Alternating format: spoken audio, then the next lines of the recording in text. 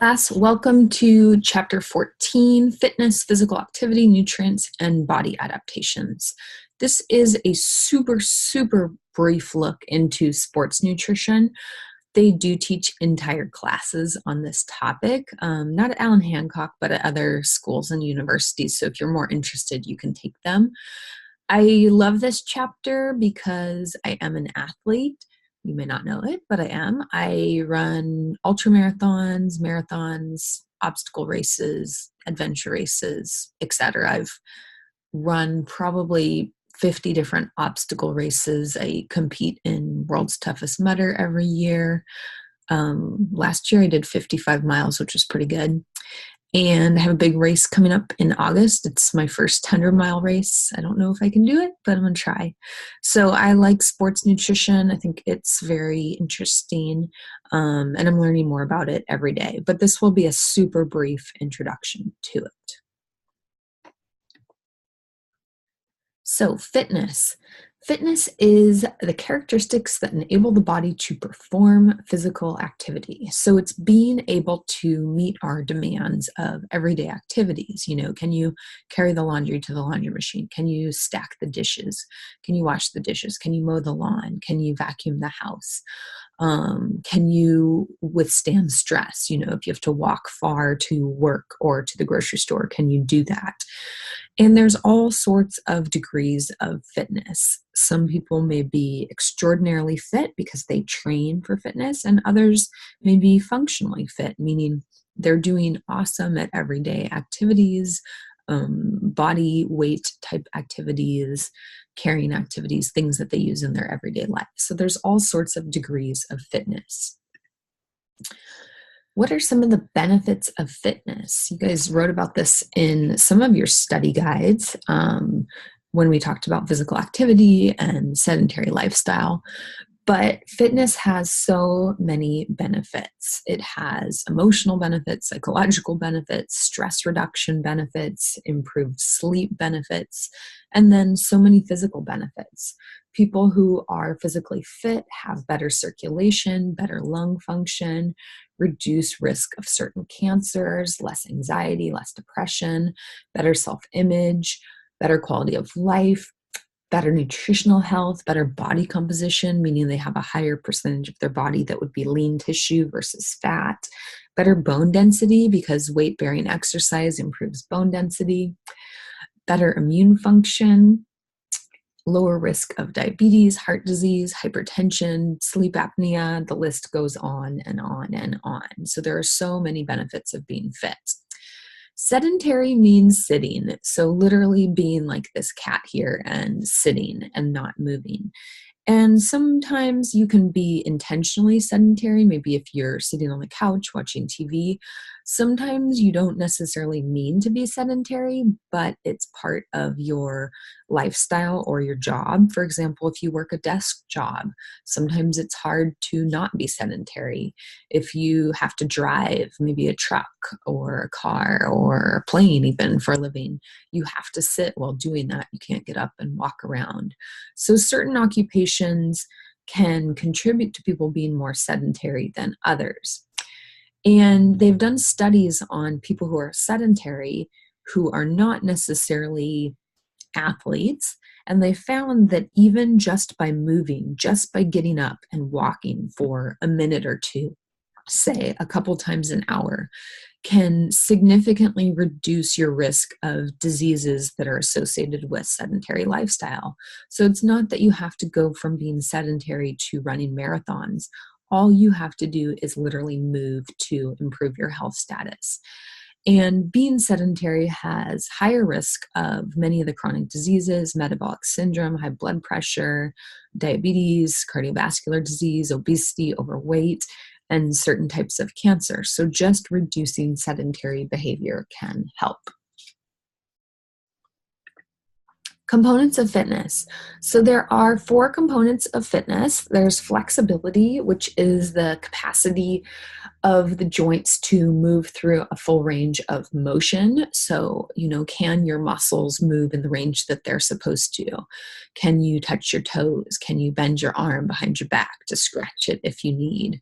Can you, stretch your leg to take a big step if you have to? There's muscle strength, which is the ability of the muscles to do work against some resistance. So that resistance could be your own body weight. It could be a weight you're lifting. It could be a machine that you're using at the gym. In this picture, this is me kayaking. So I have resistance against the water with the paddle. Muscle endurance has to do with the ability of the muscle to contract multiple times repeatedly. So how quickly you tire, can I kayak for 5 minutes or can I kayak at this pace for hours? How adapted are my muscles to being able to repeatedly contract and exhibit their strength? And then cardiorespiratory endurance has to do with our ability to breathe, to deliver oxygen to all our cells while we are exercising. So how intense of an exercise can we tolerate and still be able to have oxygen delivery to our cells and to our muscles so that they can be flexible, have strength, and have endurance? This is the American College of Sports Medicine guidelines for fitness, and they break fitness into cardiorespiratory, strength, and flexibility activities. And they have different daily recommendations for each type of activity, as well as specific types within the activity that you should do. For cardiorespiratory activity, this would be activity that's using your large muscle groups, so swimming, biking, walking, running, hiking, cycling, racquetball, volleyball, tennis. You can see some of the examples below. And the minimum recommendations for that are 30 minutes a day, 5 to 7 days a week. Of course, 7 days a week would be better, but 5 to 7 days a week is what they recommend. As far as strength and flexibility, strength is recommended 2 to 3 non-consecutive days of the week. Non-consecutive means not in a row, and this will give time for your muscles to recover. And then flexibility can be done up to 7 days a week. How can you improve your fitness? So this is a picture of some people doing Zumba, and I don't know if you've ever tried Zumba before, but I've tried it and it's really fun. And to me, who's very uncoordinated, it's very hard and it totally is a workout, more so than you would ever think. And I like this picture because it's showing that fitness is fun. Fitness doesn't have to be blood, sweat, and tears. Although if you like that kind of routine, that works too. But fitness can be fun. It can be dancing. It can be going to a Zumba class and dancing, but it could be also, going out of the club and dancing. It can be hiking. It can be swimming. It can be surfing. It can be parking farther away at the grocery store or parking down the street from your house and walking there. It can be doing push-ups during the commercial of the TV. It can be doing sit-ups. It can be bringing a jump rope when you have to travel so that you can do some activity in the hotel room. It can be all sorts of different things. And just about anybody can improve their fitness by just increasing small activities of daily living, walking, hiking, walking the dog, playing with the kids, playing catch, etc. If you want to start kind of a more regimen fitness routine, again, most people will be healthy enough to do this, but certain people may want to check with their doctor. So men over 45, women over 55. If you are a smoker, if you have history of heart disease or really high blood pressure, you may want to check with your doctor. And there's a few other conditions as well, but just to make sure you wouldn't be at any risk. Training. So we can train our muscles to work harder for us and to work for longer times doing more intense kind of activities. So we can do this by asking of them to do harder things. So frequency has to do with more often. Maybe I'm going to start training by running a mile. And the first time I run a mile, I'm really tired. So I have to wait a whole nother week before I do it again. But then the next week, I don't feel as tired after I've run that mile. So I can maybe do it twice that week. And maybe the third week, I do it twice. But the fourth week, I don't feel tired. So I do it 3 times.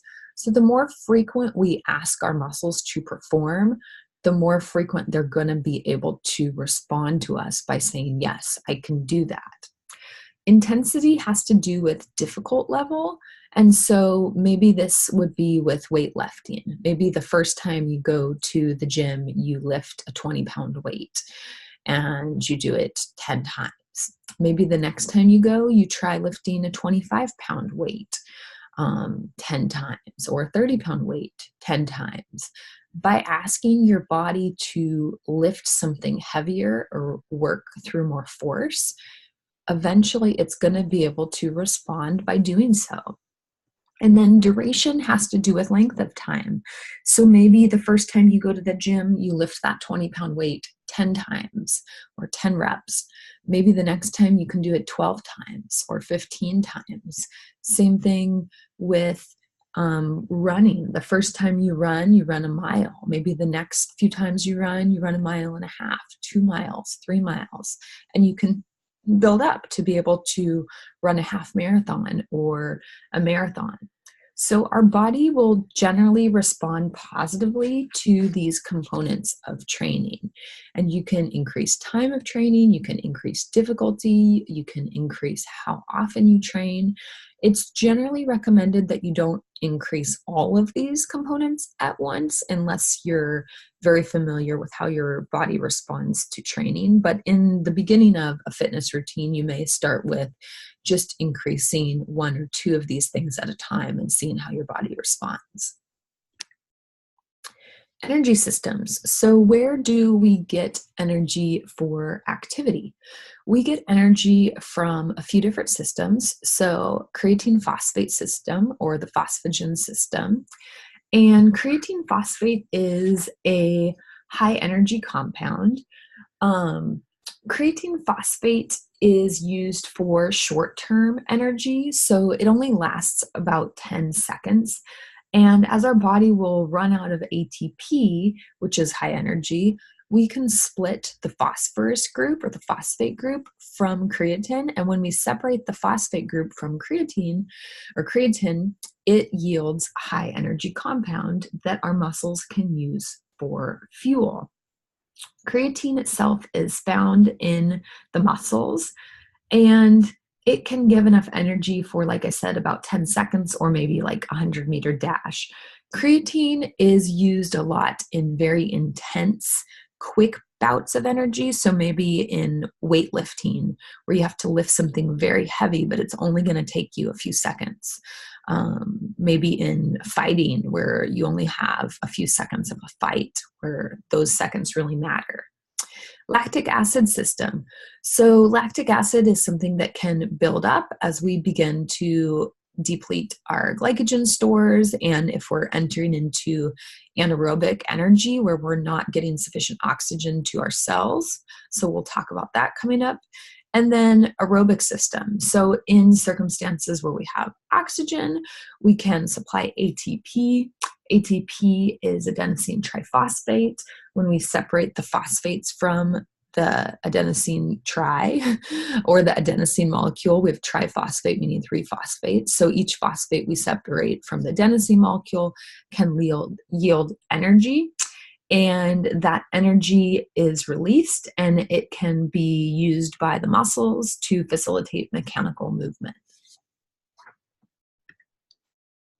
Sample Balance Fitness Program. So this is just an example from your book of what you might do every day.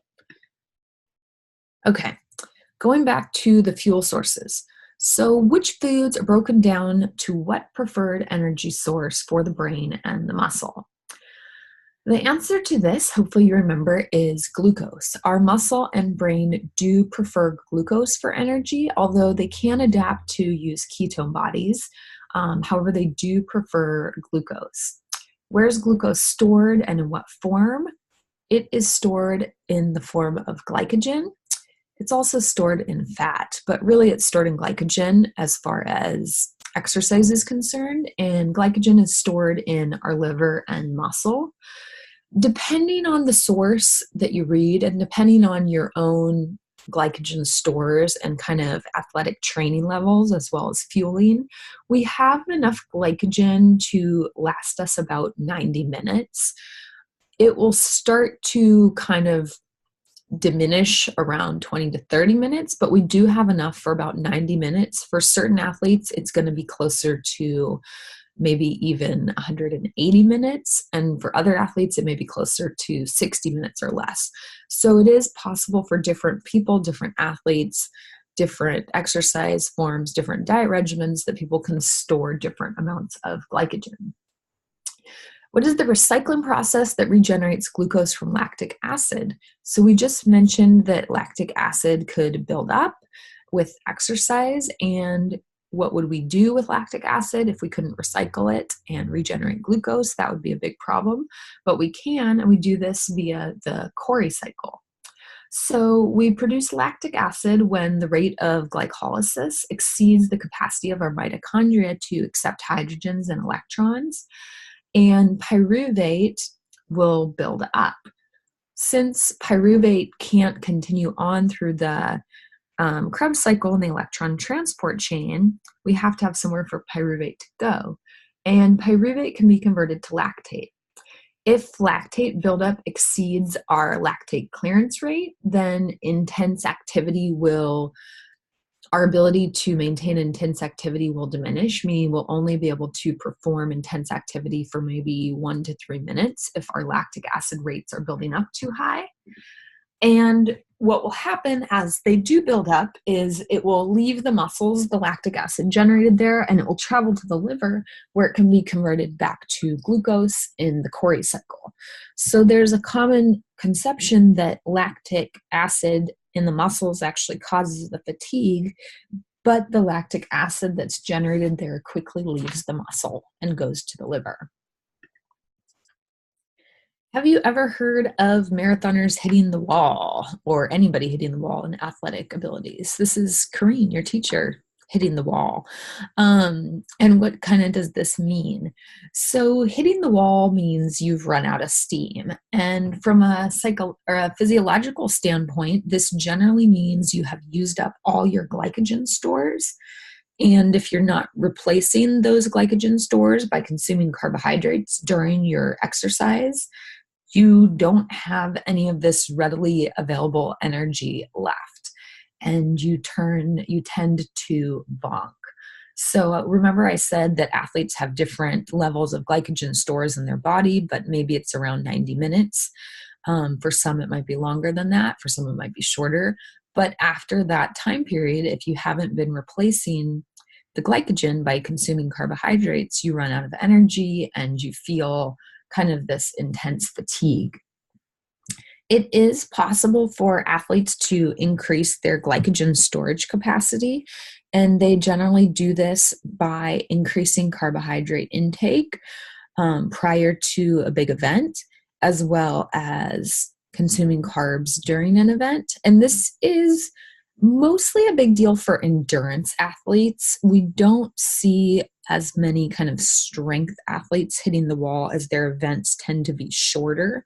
But endurance athletes, their events could be anywhere from 2 hours to 30 hours. I have a 30-hour race coming up in August. I've done multiple, probably 8, no, more than 8. I've probably done over 10, 24 plus hour races. And I definitely hit the wall during those races. So fuel is really important. So certain athletes may be more at risk for this than others. So what should we eat to avoid this hitting the wall kind of phenomenon? They've done studies on athletes, and high carb diets do enhance endurance athletics, because high carb diets can replenish your glycogen stores and cause your glycogen stores to be at their optimum maximal level prior to your event. So many athletes will do something called carb loading, and carb loading is usually a period of time where they're consuming higher carbs than usual leading up to an event. And this can help train their muscles to store as much glycogen as possible and supplying adequate glucose to the cells so that there is reserve to be stored as glycogen. During a meal, you should be consuming carbohydrates, or sorry, during a meal. During an event, if it's going to be an endurance event, you should definitely be consuming carbohydrates so that you can replace some of the glycogen you're using. And it's recommended that you consume 30 to 60 grams of carb per hour, which is actually quite a lot. A piece of fruit has about 15 grams of carb. A soda has maybe 45 grams of carb, which soda would not be the optimal beverage to have. Juice, an 8-ounce glass of juice has 30 grams of carbs, etc. So 30 to 60 grams of carb per hour can help replace your glycogen stores. What do we use for fuel during physical activity? So I already mentioned that right around 20 minutes, we'll start seeing some of those glycogen stores becoming used up. However, many people have enough glycogen to last them 90 minutes, 120, 180 minutes, even longer. If you're doing moderate intensity activity where you're getting plenty of oxygen, you're not struggling for your breath, you can actually start to burn fat as fuel. Because remember, we need aerobic conditions to burn fat as fuel. So if you're doing a long run or a long bike ride or a long hike where it's endurance activity, but you're breathing normally, you can actually use your fat as fuel, which for many people, they find this good. If you're not getting enough oxygen, then oxygen can't act as the terminal electron acceptor in the electron transport chain, and instead we'll have to just rely on glycolysis for energy. We won't have oxygen available. And so if you're doing intense workouts where you're not able to get enough oxygen to your cells, you're not going to be breaking down fat. And in those situations, you're really going to be needing to rely on glucose for fuel. So if you are an endurance runner like me, I rarely get out of breath during my endurance sessions because I have to go for so long that I'm not going that fast. So I'm burning a lot of fat. But if you're a sprinter, for example, or you play a sport that's really intense, it's very common that you may be not able to burn fat during these anaerobic moments and you're relying more on carbs for energy. So different training strategies if you want to burn fat. Like I said, aerobic training can help.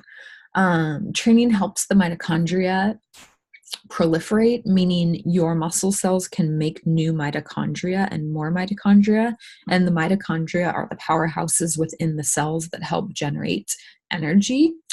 And so as you train, your muscles can learn to rely less on glycogen and more on fat for energy. And there's some interesting work on ketogenic type diets or fat adapted type athletes who are able to use more fat for energy during these long kind of activities. So that's kind of an emerging area of research. Protein use. So we do not want to use protein for energy. We want to use protein for repair, for synthesis, for building of our muscles, our cells, our immune factors, etc. And so generally speaking, while we're exercising, we don't want to use protein as a fuel source. After we exercise, many people will consume high protein foods or even before they exercise. And the idea with this is after you exercise, your body's going to need those proteins to help repair its tissues. This is true, but if you have eaten adequate protein before working out, your body should have those amino acids in its amino acid pools to draw on. And there's some recent research that's actually looking at timing of protein and kind of high protein diet in athletes. And what it's saying is that when you exercise, you naturally produce insulin. And insulin is an anabolic hormone, so it's a building hormone, can help build muscle. If you have adequate amino acids available for that insulin to stimulate muscle synthesis, meaning you've eaten enough protein prior to exercise, And it doesn't have to be the minute before you exercise. It can be, the day before or the day of. Then that insulin alone can draw from your amino acid pools to synthesize new protein and repair any damaged protein that's happened during the exercise. And so this kind of new idea and thinking is actually saying that you don't need a high protein meal after a workout because you have this natural insulin that's been produced, and that insulin is using your own stores of amino acid to produce protein. But instead, on days that you're not working out, that's when your high protein meals may be even more beneficial, because if you're not working out, you're not going to have as much insulin produced. You won't have as much of those anabolic hormones. But if you are not working out and you consume protein, one thing that protein does is it stimulates insulin production. So by eating the higher protein meals actually on the off day, you could be stimulating protein synthesis via insulin spikes on your off days and your on days, because you get the natural insulin spikes from your training. So that's just one kind of newer area of research that's come out on protein, timing, and fitness. Recommended protein intakes for athletes. So athletes generally do need more protein than non-athletes for multiple reasons. One, because they are often building new tissues, they're building new muscle, new cells, and sometimes their muscle and cells do get damaged, and so you need protein for repair. Athletes also have more plasma volume in as far as their blood goes, and so we also need proteins to help synthesize some of the blood factors, such as new red blood cells. Vitamins and minerals. So this is only two that we're going to discuss, but there are way, way, way more than this, as you can imagine. So vitamin E and iron. And generally speaking, people do get enough vitamin E. Iron is a little bit more hit or miss, so we're going to talk about that. If you are going to take a vitamin or mineral supplement to enhance your athletic performance, it's not going to help you if you take it like the second before you go work out. You have to have healthy stores of it in your body in order for it to be beneficial. So it would be more beneficial if you're taking this on a daily basis versus right before a workout, because you won't have time to absorb it if you take it right before a workout. Vitamin E. So vitamin E's main function is as an antioxidant, and it can scavenge free radicals, which are harmful to our cells. Since exercise causes a lot of oxidative stress, many athletes would think that taking vitamin E as an antioxidant supplement would help counteract that oxidative stress that's produced as a result of exercise. There are other antioxidants as well that people may consider taking. And it's not necessarily bad reasoning to think, oh, I'm generating a lot of oxidative stress, I should take an antioxidant to help. That seems all good. However, our body, especially during times of exercise, has its own antioxidant defense system.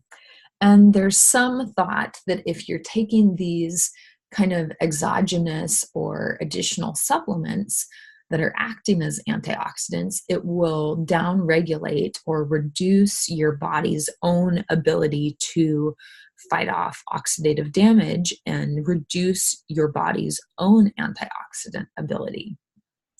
And so that's kind of some of the concern.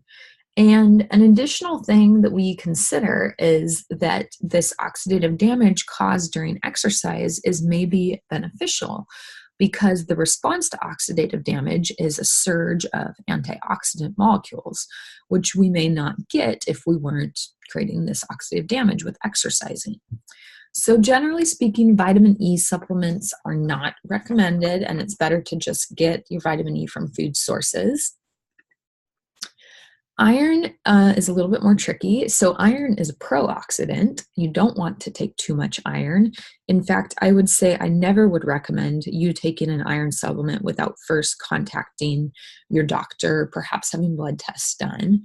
However, iron deficiency is common in athletes, and it's more common in female athletes or athletes who are vegetarian or vegan.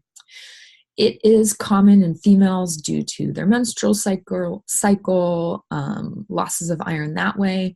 And it's common in athletes because one thing that happens to athletes as they become more fit is their blood plasma volume expands, meaning they have higher liquid content of their blood. They actually have more blood volume.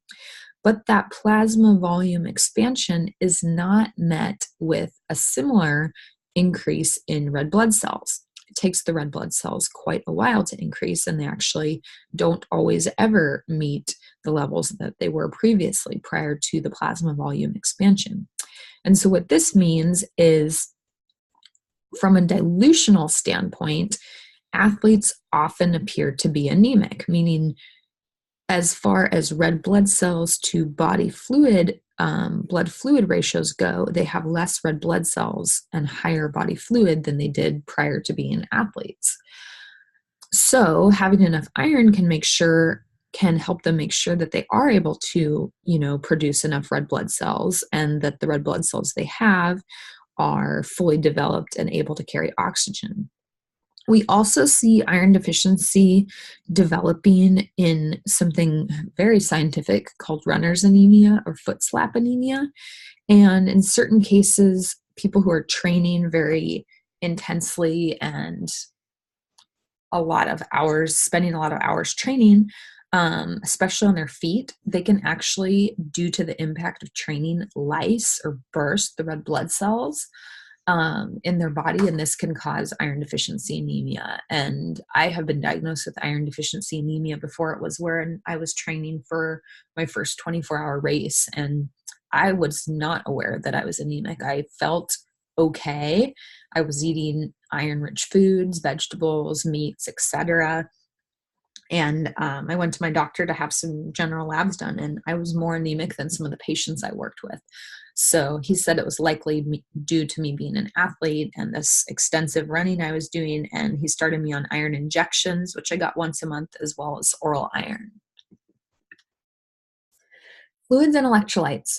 So fluid, this is like obvious, I think, now that you're this far in the class, but we lose fluid. We can lose fluid via sweat, via our urine, via our stool, via our breath. As far as athletes go, we're generally losing it with sweating and with our breath if we're breathing really hard or if it's really hot out. And so having adequate fluid is necessary for optimum performance and health. Even at losses of 1% to 2% of fluid volume, our athletic performance can significantly decline. And thirst is a late sign of fluid balance. So by the time you feel thirsty, you're likely already dehydrated. Just like anybody else, athletes should monitor their mucous membranes, their mouth, their eyes, etc., as well as their urine color and frequency, to make sure that if they're doing a long-term event, they're still using the bathroom, that it's clear, it's not orange, it's not brown, etc.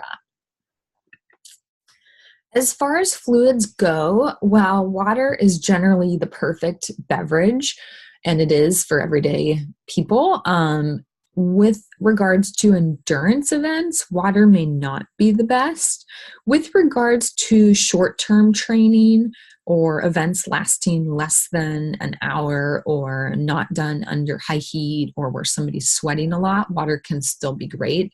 But if you are doing a long-lasting event or you're sweating a lot, you may need a sports type drink or a drink that contains electrolytes. And generally, sports drinks contain sodium, chloride, sometimes they have magnesium, sometimes they have potassium, sometimes they have low level of carbohydrate. And you can get sports drinks or you can get sports tabs. So that noon pictured there, NUUN, that's actually a tablet that will dissolve in your water. You can get pills. I have salt tabs that I take. They're called salt tabs, but they actually have sodium chloride, magnesium, potassium in them, some of the main electrolytes that I'll lose during my sweat. Some people will literally get salt packets from like Burger King or McDonald's and take those running. They also hand those out at aid stations sometimes.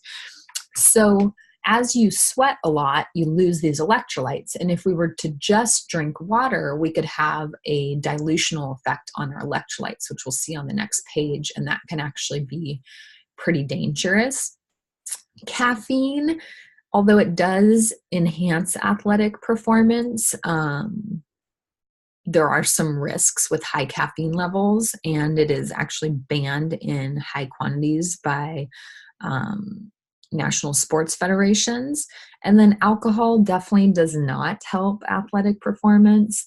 Alcohol does not help the body fuel the muscles because it's broken down in the liver, and it will slow your reaction time, your strength, your power, your endurance. It will hinder your accuracy and your coordination. So alcohol is not good. Hydration schedule. So this is a sample hydration schedule. Obviously, it's going to depend on how much you're sweating, what the weather conditions are, kind of your own body. But it's good to drink water before, during, and after an activity. If you just drink after, your performance during that activity is probably going to be suboptimal. Hyponatremia. So hyponatremia means low sodium, and this can happen if you're just drinking water. So it's actually possible to overhydrate with water, and this is relatively common in endurance athletes. This generally would happen in an event lasting 3 hours or more. It would not happen in a very short event unless you're sweating just profusely. So maybe if you're, maybe you're training for a weigh-in and you're wearing a sweatsuit or something so that you sweat a lot. In that case, you may be, and if you're drinking water, which most people wouldn't, if that's what they were doing, but you could dilute your sodium that way. So sodium content of sports drinks varies, and actually some sports drinks are too low in sodium to actually replace everything that you lose via the sweat. So you really want to read the labels carefully and kind of know your own body. Some people tend to have saltier sweat than others, and there's actually different genetic conditions that can cause people to have saltier sweat than others. If your sports drink does not have enough sodium to replace your needs, you may need to use tablets like we saw in the last slide. You may want to use just salt packets. Some people do things like pickle juice, olives, salted potatoes. Those can be really delicious because you get carbs, you get potassium from the potato, and you get some salt. Grilled cheese, nuts. I like to have salted nuts sometimes. I like pistachios because they're easy to chew. Generally, fats aren't the best fuel during a race, but if your body can tolerate it, then you're fine with it. So I like to have some salted nuts sometimes. People will use pretzels, different salted breads, things like that. Some people like lunch meat. Some people like having avocado with a sprinkle of salt on it. That can be a really good snack as well. Nutrient-dense snacks. So these are snacks pictured here. I wouldn't say that these are the best for during an event, but possibly before or after. As far as the cookies go, that's fine, but I think they could have potentially picked some better snacks to put in the book. But you guys are smart and you can kind of make your own snacks up. I do like that they mention low-fat milk or chocolate milk. Milk and some non-dairy substitutes actually has really similar macro and micronutrient profiles to sports drinks. So I personally love drinking chocolate milk during. I like it during, I like it before, I like it after an event. It's literally the only time I drink it, but it has protein, it has carbohydrates, it has potassium, it has sodium, it has a little bit of magnesium, it's hydrating, so I personally like it. But people will find that their own things that they like. I would not eat popcorn during an event. It doesn't provide enough calories for during, but maybe pre-event or post-event has a lot of fiber, which can be great. I do like salted nuts. I've also done dried fruits. I think those can be okay. Fresh fruits are great, of course. One thing I'll say is you don't want to have too much fiber, or I personally don't like to have too much fiber before or during an event, because fiber can lead to digestive activity. And if you're doing an event, you do not want digestive activity. So I actually tend to try to eat foods that are low in fiber prior to and during my event, and then I'll go back to high fiber after. I prefer to have no activity happening during, as I'm sure many of you could relate to. High carb pregame meals. So again, this is something that your book came up with. The only thing that I really love about this is the different calorie levels. So depending on what type of game you're going to play or event you're going to have, you may need different calorie levels. If it's going to be a really intense game lasting a while, you might have 750 calories. If it's maybe a short game or less intensity, you may have 300 to 500 calories. And generally speaking, eating about 3 to 4 hours before the meal will provide fuel to make sure your glycogen is at the highest that it can be, but also allow your body time enough to digest so you don't have this big meal that's just sitting in your stomach. I like most of the foods pictured here. I think they're all really good foods. The only thing I would say is, again, there's quite a bit of fiber in some of these foods, which is great for an everyday basis, but you may not want right before a game. Also, broccoli is considered a cruciferous vegetable, meaning it is very likely to cause gas, and most people probably would not want gas during their game. So plan your foods wisely. A good rule of thumb is to eat what works for you and practice anything that you're going to try before you actually get to your game day or your race day or your competition day. So don't try anything brand new on the competition day or the game day, because you're not sure how your stomach and your body will react to it. So I always try new foods that I'm thinking of racing with before actual race day. And I actually have a rule that I will not try anything new during race day, no matter how good or tempting it looks. All right, supplements. So we're very, very briefly going to talk about supplements. And again, whole chapters, whole classes on this if you're interested. Ergogenic aids are substances that are used to enhance your performance above what you would just get from training alone. So you could consider creatine an ergonomic aid. You can consider caffeine an ergonomic aid. There's all sorts of different supplements out there that are marketed to create better performance, better outcomes versus just training and normal diet. And some of them work and have some scientific evidence behind them. Others have higher risk and less scientific evidence behind them. So some supplements that we'll look at, we discussed caffeine a little bit, and caffeine actually can enhance performance, and it does work. And we have a little bit more coming up on the next few pages. Creatine. Creatine also can enhance performance.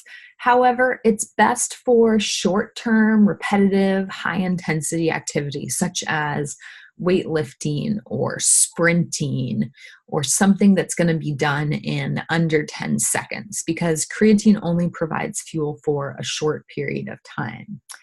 There is some evidence that creatine might help build muscle strength, cell size, might help with hydration or glycogen loading capacity. And many athletes, such as weightlifters, use this during their workouts. In theory, the more creatine that we have in our muscles, the longer and kind of more intensely those muscles can perform for us.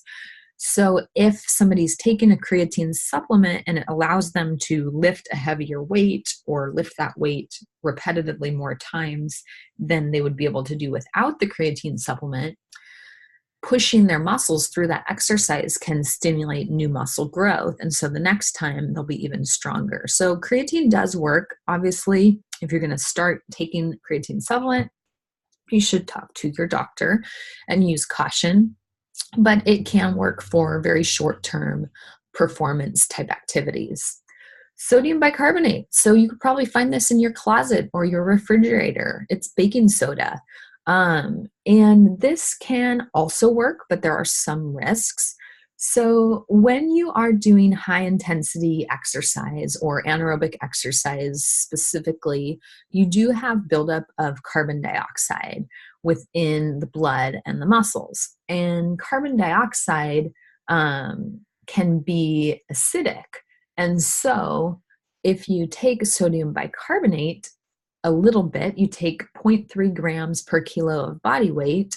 I've had doctors recommend, say, taking like a teaspoon or a tablespoon before. That can keep the pH of the blood normal so that your body won't have to compensate as much using the lungs, the kidneys, the buffering system. So it's kind of like adding a buffer to your blood without your body actually making the buffer and doing the work.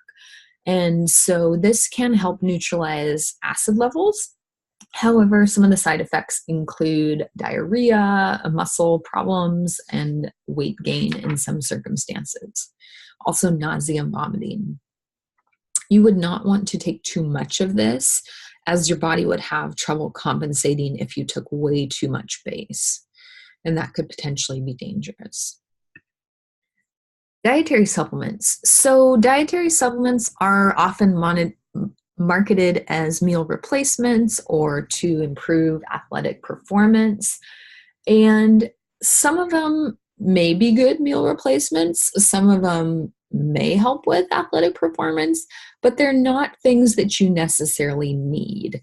So they can have a place in the diet, but they're not essential. Meaning, if you have forgotten to eat your lunch, but you happen to have one of these bars in your desk drawer in your car, you can go buy one at the store. It's probably better than not eating anything.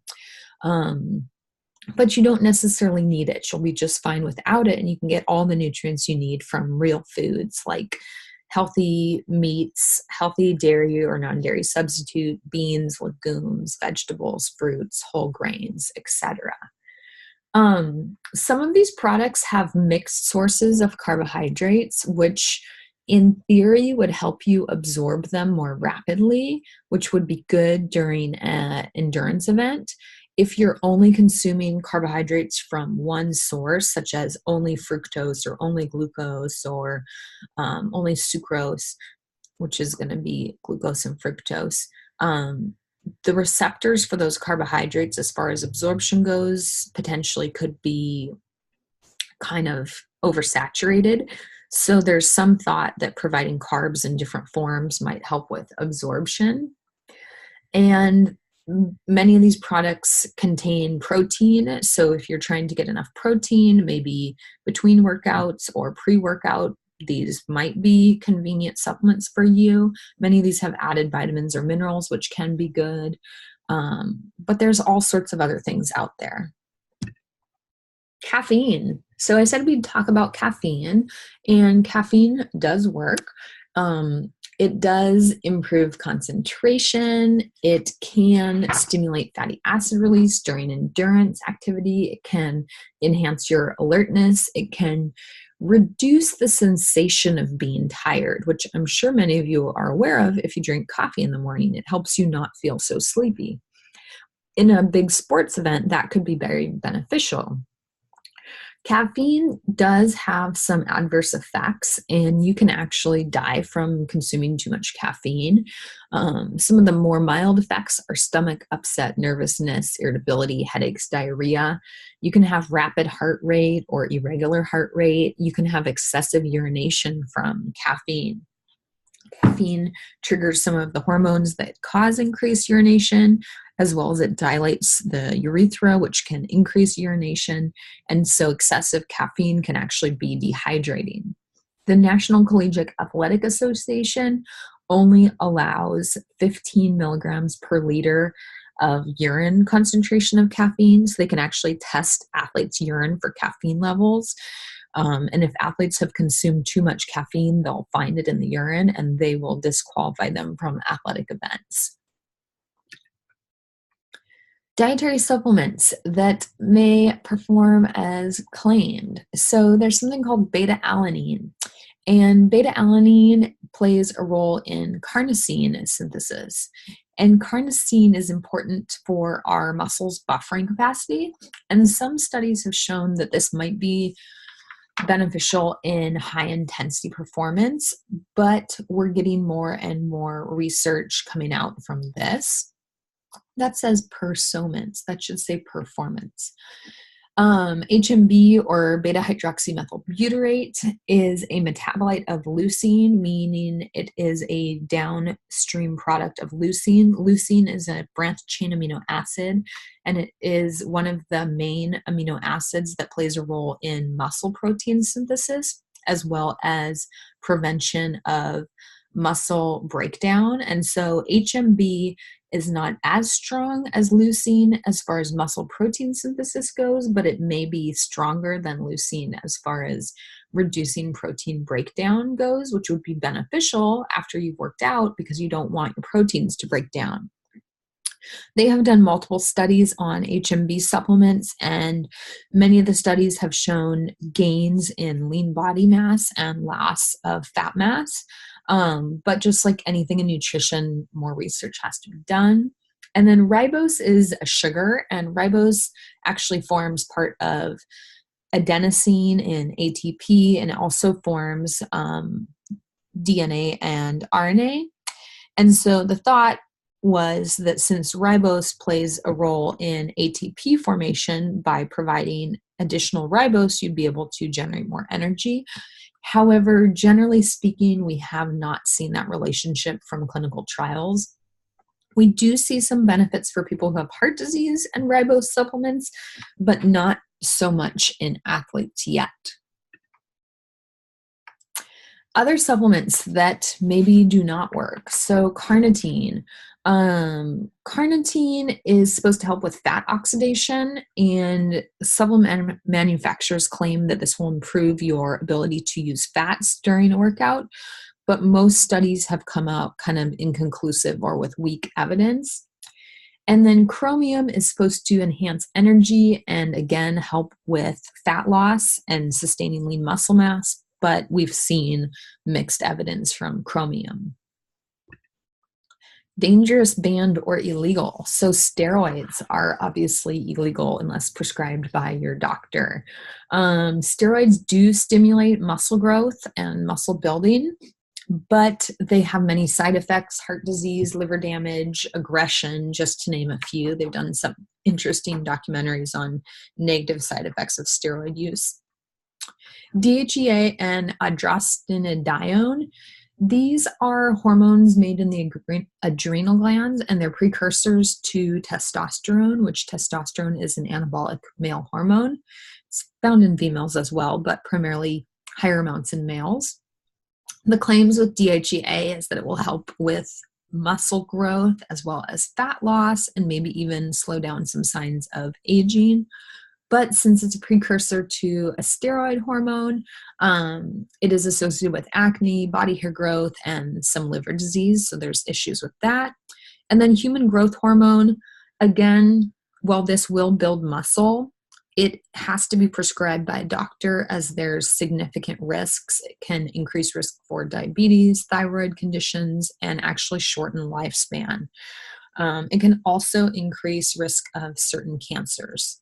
There's a population where are they? They're in Ecuador, and they actually have really low levels of human growth hormone, and they don't get cancer. So human growth hormone, while it can increase muscle synthesis, also increases risk of cancer. Quiz. Okay.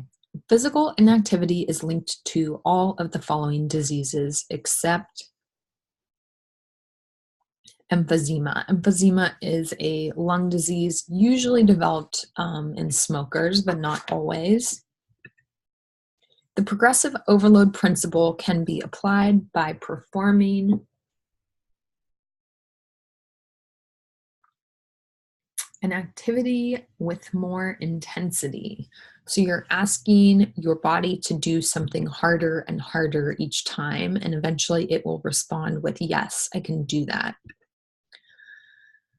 The progress that regenerates glucose from lactic acid is known as the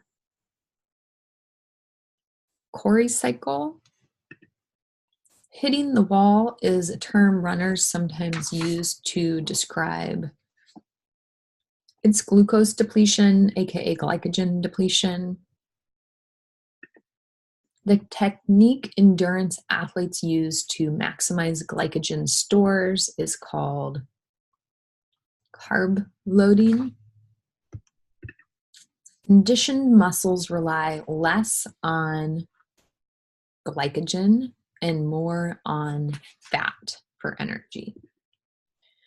Vitamin or mineral supplements taken right before an event are useless for improving performance because we have to absorb them, and it takes a long time for us to absorb and metabolize them. So D, body needs hours or days for the nutrients to do their work. Physically young, active young women, especially those who are endurance athletes, are prone to iron deficiency. The body's need for water surpasses its need for any other nutrient. Hopefully you knew that. A recommended pregame meal includes plenty of fluids and provides between 300 to 800 calories, mostly from carb-rich foods. All right, thanks for listening today. Sorry that was such a brief introduction to sports nutrition, but if you want to learn more, you can sign up for other classes and read more about it in your book or online, and I'll talk to you later.